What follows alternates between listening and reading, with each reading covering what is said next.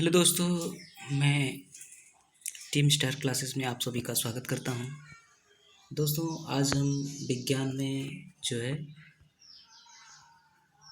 Human body के अंतर्गत blood topic लेकर के हाजिर हूँ।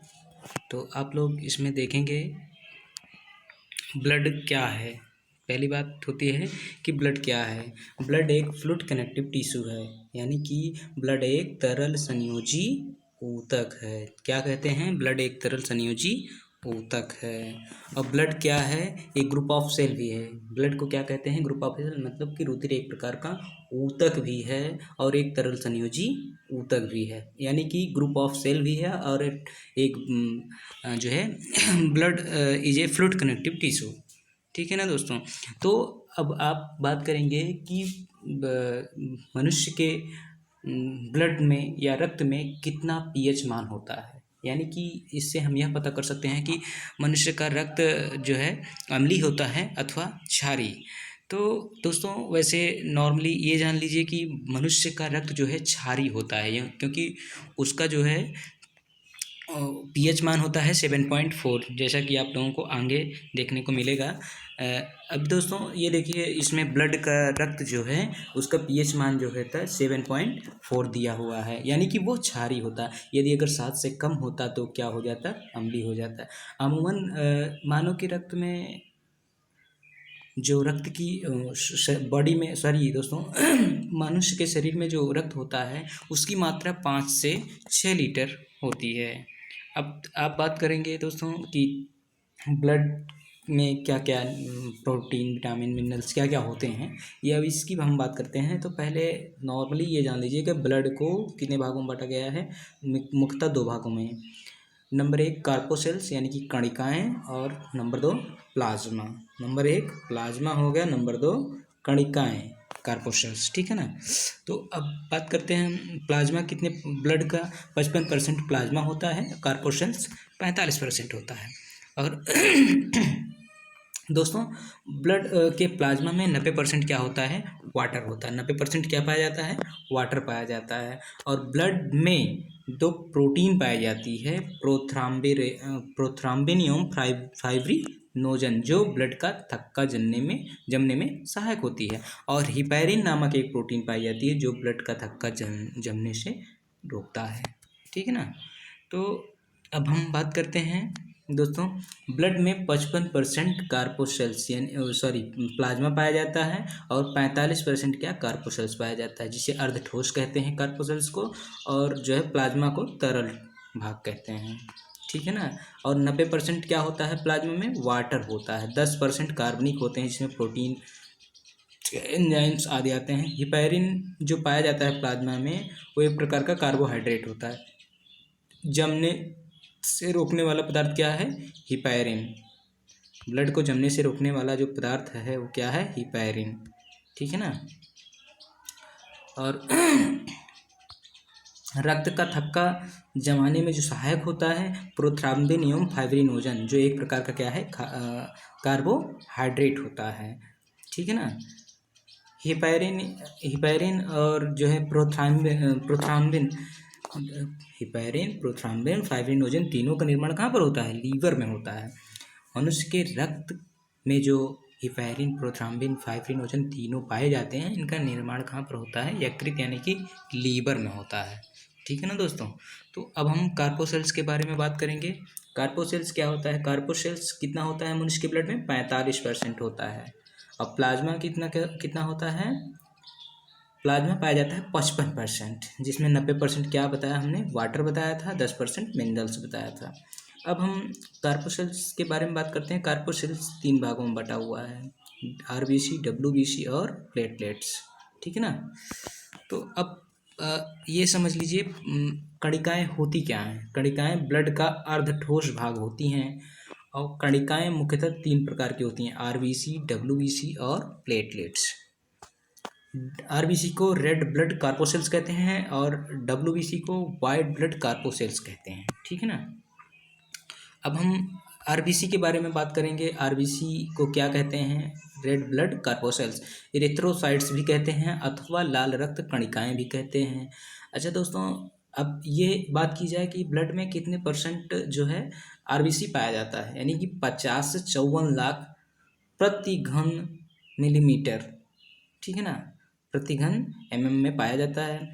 और हीमोसाइटोमीटर एक प्रकार का यंत्र है जो ब्लड एक प्रकार का यंत्र है जिसके माध्यम से हम आरबीसी की गणना करते हैं। आरबीसी गणना जिस सेंस से करते हैं उस सेंस को क्या कहते हैं दोस्तों, हीमोसाइटोमीटर, ठीक है ना। मानव के आरबीसी में केंद्रक नहीं पाया जाता है और आरबीसी का आकार कैसा होता है, उभयअवतल, ठीक है ना, उभयअवतल होता है आरबीसी का आकार।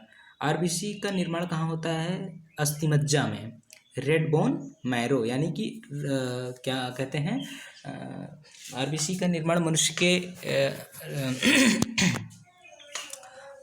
के अस्थिमज्जा में होता है, अर्थात उसको क्या कहते हैं, रेड बोन मैरो। मानव शरीर में आरबीसी जो पाई जाती है इसका जीवन काल कितना होता है, 120 दिन का होता है। मानव शरीर में जो आरबीसी होती है इसका ये नष्ट कहाँ पर होती है, इसका मतलब कब्रिस्तान किसको कहते हैं ये जान लीजिए। यकृत में तो ये अस्थिमज्जा में बनता है, यकृत में ये इसका कब्रिस्तान कहते हैं, प्लीहा, दोनों में नष्ट होता है। आरबीसी का कब्रिस्तान किसे कहते हैं, प्लीहा को। आरबीसी का जीवन काल अभी आपने देखा कि जीवन काल 120 दिन का होता है। और आरबीसी एक मनुष्य के ब्लड में कितना पाया जाता है, 55 से 54 लाख प्रति मिलीमीटर घन होता है। और इससे हम जो है आरबीसी की गणना करते हैं, हीमोसाइटोमीटर से करते हैं।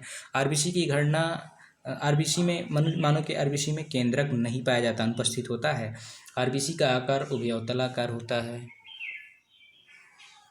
अब अभी आपको हम रिकैप कराते हैं, ये जान लीजिए कि आरबीसी का निर्माण अस्थिमज्जा में होता है और इसको रेड बोन मैरो भी बोलते हैं, लाल अस्थिमज्जा को। और आरबीसी का जीवन काल 120 दिन का होता है। आरबीसी खत्म कहाँ पर होती है, यकृत और प्लीहा, लेकिन प्लीहा को क्या कहते हैं, आरबीसी का कब्रिस्तान कहते हैं। आरबीसी में एक प्रोटीन होती है, आरबीसी में क्या होता है, एक प्रोटीन होती है जिसको हीमोग्लोबिन कहते हैं। इसी के कारण क्या होता है, रक्त का रंग लाल होता है। मानव रक्त में हीमोग्लोबिन की मात्रा 14 ग्राम प्रति घन डेसीलीटर होता है, प्रति घन डेसीलीटर। हीमोग्लोबिन की मात्रा 10 से कम होने पर एनीमिया नामक रोग हो जाता है, जिसको हम कहते हैं कि ब्लड की कमी हो गई। एनीमिया रोग कौन सा रोग है, ब्लड की कमी होने पर हम क्या कहते हैं, एनीमिया रोग हो जाता है। यानी कि ये एक स्वस्थ मनुष्य के रक्त में जो है हीमोग्लोबिन की मात्रा जो होती है 14 ग्राम प्रति घन डेसीलीटर में होता है। और हीमोग्लोबिन की मात्रा 10 से कम होने पर हम एनीमिया नामक रोग के शिकार हो जाते हैं। और आरबीसी का कब्रिस्तान किसे कहते हैं, प्लीहा को कहते हैं। और आरबीसी कहाँ पर नष्ट होता है, यकृत और प्लीहा दोनों में नष्ट होता है, लेकिन कब्रिस्तान हम प्लीहा को कहते हैं, ठीक। अब हम ल्यूकोसाइट के बारे में बात करेंगे, यानी कि डब्ल्यूबीसी कहें या ल्यूकोसाइट कहें, ठीक ना, श्वेत रक्त कणिकाएं अर्थात वाइट ब्लड कार्पोसेल्स कहते हैं जिनको हम। अब हम बात करेंगे डब्ल्यूबीसी की संख्या मानव में 5 से 9,000 प्रति घन मिली होता है। यह अनियमित रूप से बढ़ जाए और 50,000 के ऊपर पहुंच जाए तो ब्लड कैंसर हो जाता है। यानी कि 5 से 9,000 के से ज़्यादा तो हो सकता है, लेकिन 50,000 के ऊपर अगर गया तो ये मान के चलो कि ब्लड कैंसर होना सुनिश्चित है। फिर ब्लड कैंसर यानी कि डब्ल्यूबीसी की संख्या अगर एकाएक बढ़ जाए, 50,000 से ऊपर चली जाए तो ब्लड कैंसर होता है। ब्लड कैंसर का सिम्टम आपने देख लिया। और ब्लड कैंसर को ल्यूकीमिया भी कहते हैं। ब्लड कैंसर को क्या कहते हैं, जैसे किसी को गांव में सुने होंगे कि ब्लड कैंसर हो गया तो उसको क्या कहते हैं, ल्यूकीमिया, यानी कि उसकी डब्ल्यूबीसी कितना हो गई, एकाएक 50,000 से ऊपर पहुंच गई, ठीक है ना। और डब्ल्यूबीसी एक प्रकार की कोशिका है। डब्ल्यूबीसी क्या है, डब्ल्यूबीसी एक प्रकार की कोशिका है, आरबीसी की तरह है, लेकिन इसमें केंद्रक पाया जाता है और आरबीसी में केंद्रक नहीं पाया जाता। यही इतनी विशेषता है, डब्ल्यूबीसी में केंद्रक पाया जाता है और आरबीसी में केंद्रक नहीं पाया जाता है। अभी आपने पढ़ा था आरबीसी में केंद्रक नहीं पाया जाता, लेकिन यहाँ डब्ल्यूबीसी में केंद्रक पाया जाता है। और डब्ल्यूबीसी का आकार अमीबी आकार का होता है। डब्ल्यूबीसी का आकार कैसा होता है? अमीबी आकार का होता है। डब्ल्यूबीसी का निश्चित आकार नहीं होता है, अर्थात अमीबी आकार, जैसे अमीबा का कोई आकार निश्चित नहीं रहता है, वैसे ही डब्ल्यूबीसी का भी आकार निश्चित नहीं रहता है। अब हम बात करते हैं डब्ल्यूबीसी का निर्माण कहाँ पर होता है। इसका भी निर्माण अस्थिमज्जा, अस्थिमज्जा अर्थात रेड बोन मैरो, रक्त में ही ये नष्ट भी हो जाता है। और इसका जीवन काल कितना होता है? 3 से 5 दिन, अर्थात अमूमन 4 से 5 दिन हम लोग कहते हैं। कहीं कहीं किताबों में आपको 4 से 5 दिन भी लिखा मिलेगा, ठीक है ना। तो इसमें नोट करने वाली बातें क्या हैं? डब्ल्यूबीसी में केंद्रक नहीं पाया जाता, आरबीसी में डब्ल्यूबीसी में केंद्रक पाया जाता है, आरबीसी में केंद्रक नहीं पाया जाता है। ये भी एक प्रकार की क्या है? इसी की तरह कोशिका है, इसकी तरह एक कोशिका है। डब्ल्यूबीसी कहाँ पर नष्ट होता है? डब्ल्यूबीसी जो है ब्लड में ही नष्ट हो जाता है, रक्त में ही नष्ट हो जाता है। और डब्ल्यूबीसी का आकार कैसा होता है? अमीबी आकार का होता है, ठीक है ना। और डब्ल्यूबीसी का निर्माण तो अस्थिमज्जा में होता जरूर है, लेकिन डब्ल्यूबीसी का जीवन काल कितने दिन का होता है? 3 से 5 दिन, यानी कि 4 से 5 दिन बुकों में मिलता है आपको कहीं ना कहीं। अब देखेंगे हम डब्ल्यूबीसी को कितने भागों में बांटते हैं।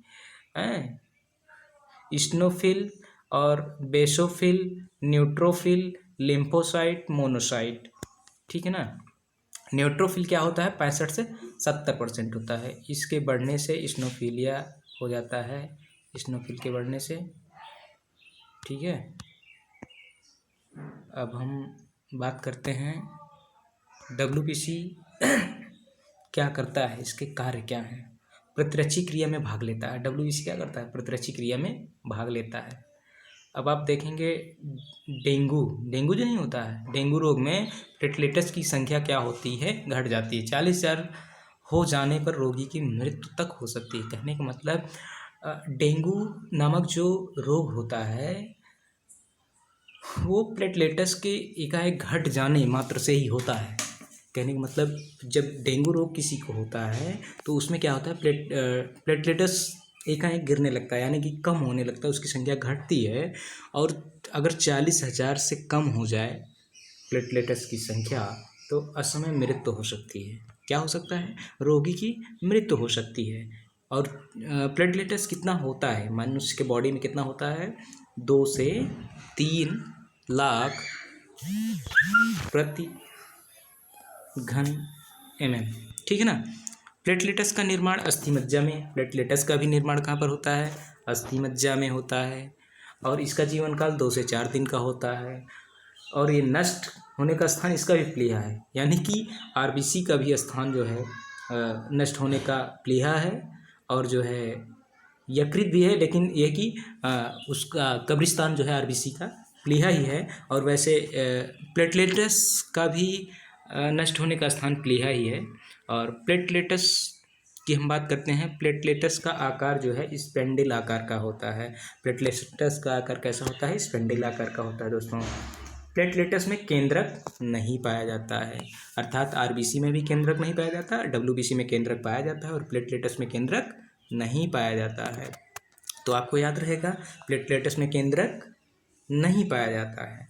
और डब्ल्यूबीसी के अंतर्गत ये हम देख रहे हैं पार्ट, प्रोथ्राम्बिन को हम रिलीज्ड बाय प्लेटलेट्स। प्रोथ्राम्बिन कैसे बनता है? ये जो है प्लेटलेट्स के द्वारा बनता है, अर्थात इसका निर्माण जो होता है ये प्लेटलेट्स से होता है, ठीक है ना दोस्तों।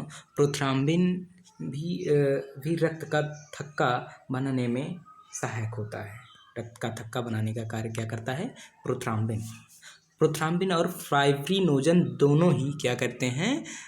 रक्त का थक्का बनाने में सहायक होते हैं। अब एक बार हम सरसरी निगाहों से देखते हुए पूरे चैप्टर को आगे बढ़ते हैं, ताकि ब्लड में हमारा कहीं भी ऐसा कोई पार्ट ना छूटे। अब आप लोग थोड़ा फास्ट देखेंगे। ब्लड एक प्रकार का ऊतक है, ब्लड एक तरल संयोजी ऊतक है। ब्लड में पीएच मान जो होता है ब्लड का, वो क्या? पावर ऑफ हाइड्रोजन बताता है। क्या बताता है? पीएच मान पावर ऑफ हाइड्रोजन बताता है। मनुष्य में अगर पीएच मान जो है 7 से कम हो जाए तो अम्लीय हो जाएगा, और पीएच मान 7 से अधिक रहेगा तो क्षारीय रहेगा। यानी कि ब्लड जो है मनुष्य का जो होता है क्षारीय ही कहा जा सकता है। कहने का मतलब 7.4 होता है मनुष्य का पीएच मान रक्त का। और मनुष्य में रक्त का लगभग 5 से 6 लीटर होता है ब्लड। और ब्लड को 2 भागों में बांटा जाता है, प्लेटलेट्स और कार्पोसेल्स। प्लेटलेट्स 55% होता है और कार्पोसेल्स क्या होता है, 45% होता है। प्लेटलेट्स में 90% क्या होता है, वाटर होता है और हिपैरिन भी होता है। और मतलब कि 10% में प्रोटीन्स और मिनरल्स पाए जाते हैं, प्रोथ्राम्बिन, फाइब्रिनोजन, ये सब प्रोटीन के अंतर्गत आएंगे। प्रोथ्राम्बिन और फाइब्रिनोजन। अब हम कार्पोसेल्स के बारे में बात करते हैं, जो 45% होता है ब्लड का, मनुष्य के ब्लड में 45% होता है। अब देखिए आप, ब्लड में 55% क्या होता है, प्लाज्मा जो तरल भाग होता है, और 45% कार्पोसेल्स जो अर्धठोस भाग होता है। और प्लाज्मा में 90% क्या होता है, वाटर होता है, 10% कार्बनिक पदार्थ, प्रोटीन, विटामिन, प्रोटीन, एंजाइम पाए जाते हैं। प्लाज्मा में हिपैरिन पाया जाता है जो एक प्रकार का कार्बोहाइड्रेट है। रक्त को जमने से रोकने वाला पदार्थ क्या है, हिपैरिन है। और अब आप बात करेंगे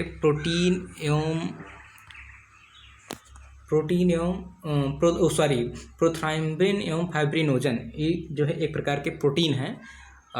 ये जो है रक्त का थक्का जमने में सहायक होते हैं। रक्त का थक्का जमने में कौन सा सहायक होता है, प्रोथ्राम्बिन एवं फाइब्रिनोजन। और रक्त का थक्का न जमने पाए इसके लिए कौन काम करता है, हिपैरिन नामक कार्बोहाइड्रेट पाया जाता है ब्लड में, आपके कार्पोसेल्स में पाया जाता है।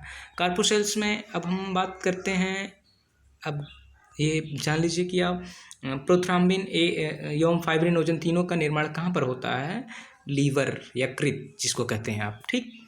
कार्पोसेल्स क्या होता है, कार्पोसेल्स 45% होता है ब्लड का। कार्पोसेल्स अर्धठोस भाग होता है। और कार्पोसेल्स यानी कि कणिकाएँ 3 प्रकार की होती हैं, आरबीसी, डब्ल्यूबीसी, प्लेटलेट्स, है ना। अब हम बात करेंगे आरबीसी की। आरबीसी क्या होता है, रेड ब्लड कार्पोसेल्स, यानी कि आरबीसी को हम इरिथ्रोसाइट्स भी कहते हैं, जिसको हिंदी में बोलते हैं लाल रक्त कणिकाएँ, ठीक है ना दोस्त। और हम ये बात करेंगे मनुष्य के रक्त में आरबीसी कितनी पाई जाती है, 50 से 54 लाख प्रति मिलीमीटर घन में होता है। और हीमोसाइटोमीटर के द्वारा हम आरबीसी की गणना करते हैं। आरबीसी में केंद्रक नहीं पाया जाता है। आरबीसी का आकार उभयतलाकार होता है। आरबीसी का निर्माण अस्थि मज्जा में होता है, रेड बोन मैरो जिसको कहते हैं, अस्थि मज्जा को, ठीक है ना। आरबीसी का जीवन काल अब देखेंगे हम 120 दिन का होता है। आरबीसी का नष्ट कहाँ पर होती है, यकृत और प्लीहा दोनों में नष्ट होती है। आरबीसी का कब्रिस्तान किसे कहते हैं, प्लीहा को कहते हैं। और आरबीसी में प्रोटीन होता है क्या, हीमोग्लोबिन। हीमोग्लोबिन क्या है, एक प्रकार की प्रोटीन है जो मनुष्य के रक्त में पाई जाती है। हीमोग्लोबिन की मात्रा 14 से 14 ग्राम प्रति घन डेसीलीटर होता है। और हीमोग्लोबिन की मात्रा 10 से कम हो जाने पर क्या बोलते हैं हम लोग, इनेमिया रोग हो गया, यानी कि ब्लड की कमी हो गई। अब डब्ल्यूबीसी को हम क्या बोलते हैं, ल्यूकोसाइट्स बोलते हैं, यानी कि डब्ल्यूबीसी को वाइट ब्लड कार्पोसेल्स, यानी कि श्वेत रक्त कणिकाएँ। डब्ल्यूबीसी की संख्या मानव के रक्त में 5 से 9,000 प्रति घन mm होती है। यह अनियमित रूप से बढ़ जाए और 50,000 के ऊपर पहुंच जाए तो क्या होता है, ब्लड कैंसर हो जाता है। यानी कि जो भी हम गांव में सुनते हैं किसी को ब्लड कैंसर हो गया है, तो दोस्तों वो डब्ल्यूबीसी की संख्या एकाएक क्या होता है, बढ़ जाती है, 50,000 के ऊपर चली जाती है। और जब हम देखते हैं कि रक्त कैंसर ल्यूकीमिया कहते हैं। डब्ल्यूबीसी एक प्रकार की कोशिका है। डब्ल्यूबीसी भी क्या है, एक प्रकार की कोशिका है। और डब्ल्यूबीसी में केंद्रक पाया जाता है, आरबीसी में केंद्रक नहीं पाया जाता है, प्लाज्मा में केंद्रक नहीं पाया जाता है, ठीक है ना। और डब्ल्यूबीसी का आकार अमीबी आकार का होता है। अरे सॉरी दोस्त, डब्ल्यूबीसी का आकार अमीबी आकार का होता है। और डब्ल्यूबीसी का निर्माण अस्थिमज्जा में होता है। डब्ल्यूबीसी का जीवन काल 3 से 5 दिन होता है। डब्ल्यूबीसी में न्यूट्रोफिल जो होता है 65 से 70% पाया जाता है, ठीक है ना। डब्ल्यूबीसी प्रतिरक्षा क्रिया में भाग लेता है। कहने का मतलब मैं रिवाइज करा दे रहा हूँ, इसको आप केवल देख लीजिएगा एक बार बस। और अब ये आपको कहीं से पढ़ना नहीं पड़ेगा, हमको लगता है कि टॉपिक कहीं से छूटेगा नहीं ये ब्लड में, ठीक है ना दोस्त। तो अब आप देखेंगे प्लेटलेट्स की संख्या कितनी होती है दोस्त। प्लेटलेट्स 2 से 3 लाख प्रति घन mm होता है। डेंगू हो जाता है अगर इसकी संख्या घट जाए, ठीक है ना। और 40,000 हो जाएँ, इससे कम हो जाए 40,000 से, तो रोगी की मृत्यु हो सकती है। प्लेटलेट्स का निर्माण कहाँ पर होता है? अस्थिमज्जा में होता है। जीवन काल 2 से 3 दिन होता है प्लेटलेट्स का। नष्ट होता है प्लेटलेट्स प्लीहा में। और प्लेटलेट्स का आकार स्पेंडल आकार का होता है। प्लेटलेट्स में केंद्रक नहीं पाया जाता है। प्रोथ्रम्बिन और फाइब्रिनोजन। प्रोथ्रम्बिन भी रक्त का थक्का बनाने का कार्य करता है और फाइब्रिनोजन भी। और प्रोथ्रम्बिन को रिलीज कौन करता है? रिलीज करता है प्लेटलेट्स। प्लेटलेट्स के द्वारा जो है प्रोथ्रम्बिन बनता है। अब कार्पोसेल्स के बारे में बात करते हैं, यानी कणिकाएँ आरबीसी, डब्ल्यूबीसी और प्लेटलेट्स। अब इनके कार्य को भी एक बार हम देख लेते हैं। आरबीसी क्या करता है? ऑक्सीजन का संवहन करता है शरीर में और कार्बन डाइऑक्साइड को निकालता है। और डब्ल्यूबीसी सुरक्षा का कार्य करता है, कहने का मतलब ये गार्ड का काम करेगा। प्लेटलेट्स क्या है? प्रोथ्रम्बिन यानी कि थक्का बनाने का काम करता है। अब रुधिर वर्ग की हम बात करेंगे दोस्त। रुधिर वर्ग, ब्लड को कितने भागों में बांटा गया है? 4 भागों में, ए बी ओ, ठीक है ना। ओ सर्वग्राही होता है, ए बी, और ये क्या होता है? सर्वग्राही ए बी होता है और ओ सर्वदाता होता है। ग्लाइकोप्रोटीन भी पाया जाता है आरबीसी में। प्रोटीन प्लाज्मा में पाया जाता है। रक्त की खोज कार्ल लैंड स्टीलर ने की थी। रक्त की खोज कौन किया था? कार्ल लैंड स्टीलर ने किया था। एंटीजन बॉडी के आधार पर कार्ल लैंड स्टीलर ने रक्त को 4 समूह में बांटा था। रक्त को डिवाइड कौन किया था? कार्ल लैंड स्टीलर ने। और एंटीजन एक ग्लाइकोज प्रोटीन है, आरबीसी की सतह पर पाई जाती है। एंटीबॉडी एक प्रोटीन है या प्लाज्मा में पाई जाती है।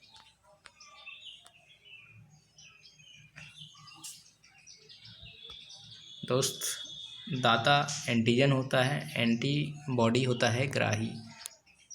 अब सोचिए ए में रुधिर वर्ग ए में कौन सा एंटीजन पाया जाता है?